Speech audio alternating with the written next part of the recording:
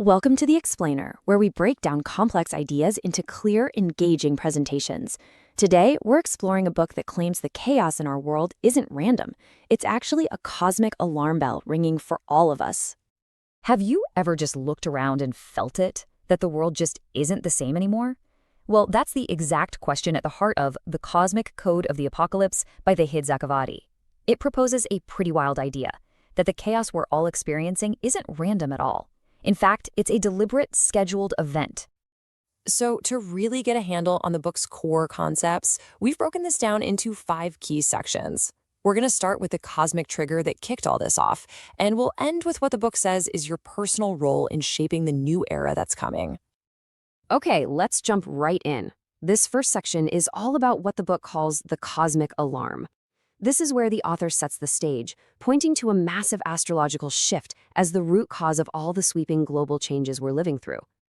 The book's entire argument kicks off with this incredibly rare celestial event. It's not just a cool fact for astronomy buffs. The author frames it as a cosmic execution order for the old ways of doing things, the traditional systems of power, money, and government that have run the world for centuries. Now, this is where it gets really interesting. The last time this exact planetary alignment happened, it lined up perfectly with the Age of Revolutions. We're talking the fall of monarchies and the birth of the Enlightenment. The book draws a direct line from then to now, suggesting we're witnessing a very similar systemic collapse today. Only this time, it's our financial and political structures on the chopping block. So the takeaway here is that this isn't just another crisis. The book is arguing that we have consciously entered a major choice point, a fork in the road. And as a civilization, we're being forced to choose between 2 potential new world orders. One built on true justice and freedom, or one built on a technocratic dictatorship. All right, so this huge cosmic shift then triggers what the book calls the Great Filter of Destiny. This is the point where all that abstract energy starts having very, very real-world effects on all of us. And here's the crucial twist. The very same cosmic energy that's supposedly clearing the path for a just world leader is also creating the perfect storm for a great deceiver, what different traditions might call the Antichrist or the Dajjal. The point is, the global infrastructure being built right now, all the technology and networks, it's a total double-edged sword. It could be used for liberation, or it could be used for the ultimate form of control.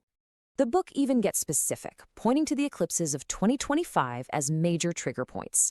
These aren't just celestial light shows. They're described as catalysts that will unleash a karmic cleansing. It's like a cosmic reckoning, forcing humanity to settle millennia of collective deaths. And this is what officially kicks off the Great Filtering. Which leads to the big question. Is all the chaos we see just random? Or is it part of some massive cosmic test? Well, according to this book, it's not random at all. The chaos is the test, but it's not a physical fight. It's a psychological one, designed to push every single one of us out of our comfortable gray zones and force a definitive moral choice between fear and truth. And that brings us right to the core conflict. The book argues that the most important battle of our time isn't being fought in the streets or in government halls. It's being fought within each of our own minds. Remember that Plutonian energy? It's said to awaken our deepest, darkest fears. Fear of loss, fear of the unknown. And it presents us with this fundamental choice. You can go down the path of fear, surrender to anxiety, justify injustice just to get by. Or you can take the path of uprising, confront those fears head-on, and refuse to let them write your moral code. So what's your weapon in this inner battle? It's not what you'd think. It's actually something incredibly simple, but profoundly powerful. The power of saying no. Now, this isn't just about being defiant for the sake of it. It's presented as an active moral act. The idea is that every single time you say no to falsehood, to corruption, to injustice, you're doing more than just saving yourself. You're actually casting a vote for a more just future. You're turning your inner truth into a diamond that can't be broken. So, what does the future actually look like? This next section explores the 2 starkly different outcomes that this age of Aquarius could lead to, and it all hinges on the choices we make today. You could say this new era has 2 faces. There's the promise, incredible freedom, advanced technology, and a just world. But there's also a huge warning. That same energy could lead to a society of algorithmic slavery, where we trade our freedom for comfort and let an AI decide what's best for us. The book provides a really clear guide for telling the difference between a true savior and a false one during these times. It all comes down to how they use power. Does a leader monopolize it during a crisis and use technology for control? Or do they empower the weak and provide technology that fosters freedom and knowledge? And that brings us to the final and maybe the most powerful takeaway from the book. You don't need to be a famous leader or a public figure to change the world. In fact, it argues the opposite might be true. The argument is that real, lasting change won't come from grand speeches or headlines. It's going to come from ordinary people quietly maintaining their integrity in the face of absolute chaos. This is the era of the hidden hero. So, what are the duties of a hidden hero?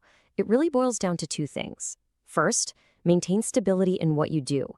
Be a moral anchor for your family and your community, especially when values are shifting all around you. And second, spread calmness. Your calm becomes a contagious antidote to the pandemic of fear. This idea of active calmness is so important. It's not about ignoring reality or pretending everything's fine.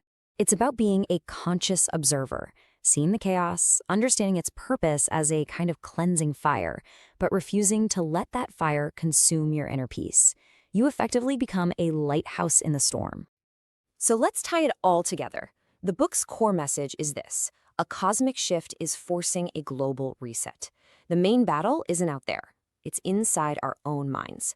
Our greatest weapon is our own moral conviction.